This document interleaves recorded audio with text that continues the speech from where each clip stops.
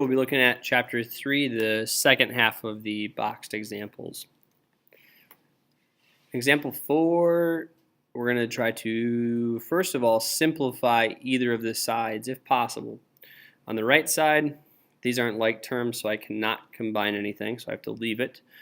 But on the left side, negative 1/2 is getting multiplied with each of these two terms. So, negative 1/2 times 12x. You could think of it as 1/2 times 12x. So a half of 12x is 6x. However, I have a negative times a positive, which is a negative. Then, careful here, we'll have negative 1/2 times, I like to think of this as a negative 4 by adding the opposite when I see a minus sign. So I'm dropping down the plus sign. I have negative 1/2 times negative 4. Half of 4 is 2. And let's just check the signs. A negative times a negative is a positive. So that's what we have on the left. On the right, we have positive 2 minus 6x. Oh, geez. What side is x on? I have x's on both sides. So I need to pick one of them and undo one of them. What's weird is I usually like to undo the one with the smaller or lesser coefficient. What's funny is they're actually the same coefficients. It's negative 6 and negative 6. So anyway, I'll get rid of this red one. I'll add positive 6x. But what I do to one side, I have to do to the other side. So I'll add 6x to the right side as well. So negative 6x plus positive 6x is nothing. So I'm left with that 2. Similarly, on the right side, negative 6x plus 6x is nothing. So I'm left with a 2. So I'm supposed to solve for x or get x by itself, but it's all gone. This is a unique situation. When we have the left side perfectly equal to the right side, the solution is all real numbers. That's right, folks. There's not just one number that makes the left side equal to the right side. You pick any number and plug it in for x here and here and simplify it, and whatever you get on the left, you will get on the right. They will be equal. Now here's the deal. If you got something that eventually boiled down to something that was not true, like your x's cancel out and you got 8 equals negative 3. If you got something that's not true, then there are no solutions.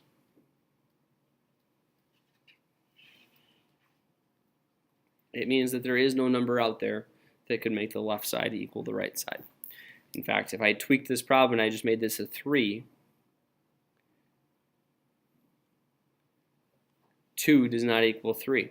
So there are no solutions in that case. So if you go back and rewind a little bit, you have an example of an all real numbers type situation. And if you change this number to 3 and do the exact same process, it's a no solution. All right, let's look at example 5. So if you're like, wait, put that back, just rewind and pause it, right? Because it's a video. Example number 5. So we did do some word problems back in October. So we're reading, marking the text, going back through and trying to put some math with the words. So the bill, including parts and labor for the repair of a car, was $458. So we're going to circle the numbers, right? And this is included parts and labor, and we underline the keywords. The cost of the parts, so parts was $339. Labor was $34 per hour. That's a rate, folks. It's not. I don't know if they worked 1 hour, so it's $34, or if I don't know if they worked 10 hours on it, so it's $340. I need to take that cost of labor per hour and multiply it by the number of hours. So mark the text. We've done that. Write and solve an equation to find the number of hours. So we need to box what it is we're supposed to do. So we make sure in the end we have done that. We don't leave or we realize we're not done until we have done this. So write and solve an equation. So the bill would be parts plus labor equals the total. So parts were $339. By the way, mechanics charge a lot more than $34 an hour to fix a car now. So this is some older numbers. So 339 plus labor is $34 times every hour. So I'm going to use H for the number of hours. That's my variable. That's what I'm trying to find. They say find the number of hours of labor. And when I put it all together, the parts and the labor, it's got to equal 458 bucks. So let's get rid of the parts cost. Let's subtract that. So this leaves my labor. I get charged $34 per hour, and the amount of labor that I had to pay for was the difference, which is 119 bucks, I think. Maybe it's 129. 119, I'm pretty sure. I don't have a calculator on me. Then we divide to calculate the hours, we divide by 34. So double check this number crunching right here. I'm pretty sure that's right. And then we take 119 divided by 34, and I think that's going to be 3.5.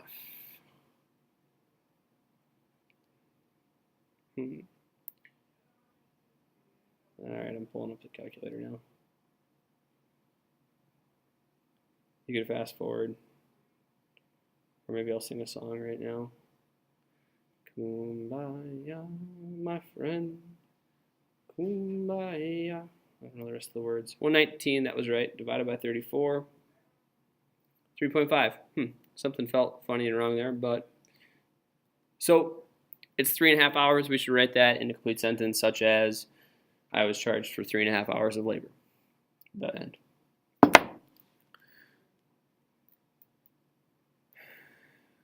If you're like, wait, bring that back.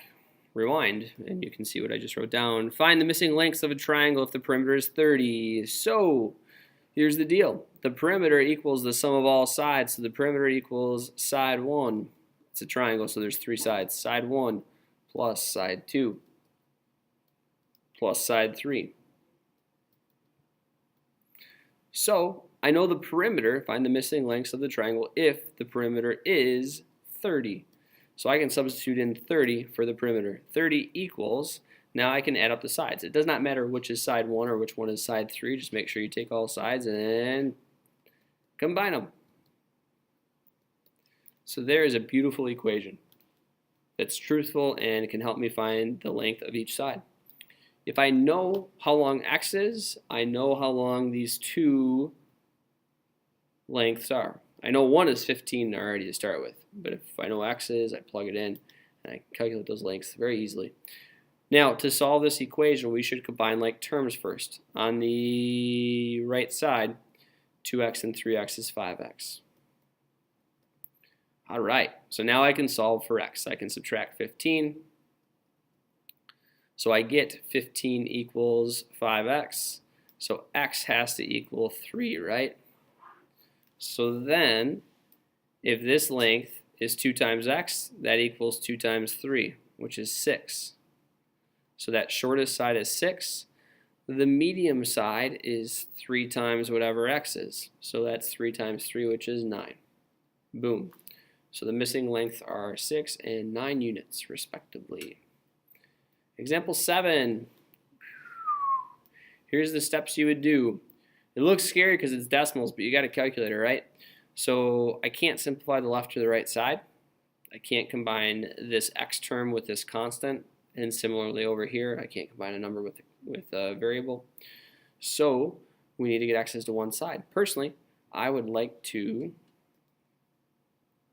get rid of this side with the smaller coefficient. And negative 3.12 is smaller than positive 5.3132.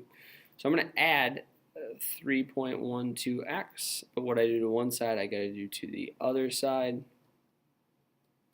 So on the left, I actually have 8.44x's.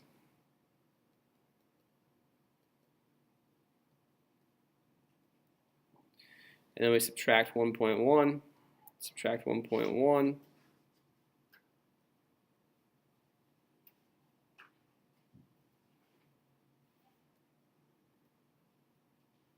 and then divide by 8.44 to solve for x.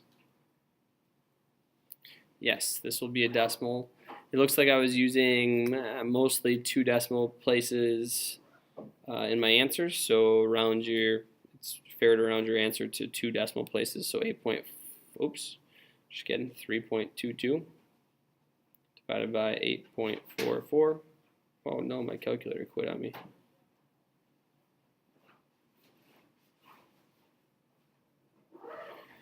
.22 divided by 8.44. 0.38 is the solution. Make sure you round up or down appropriately. That one, it was 0.381, so I just cut her right there.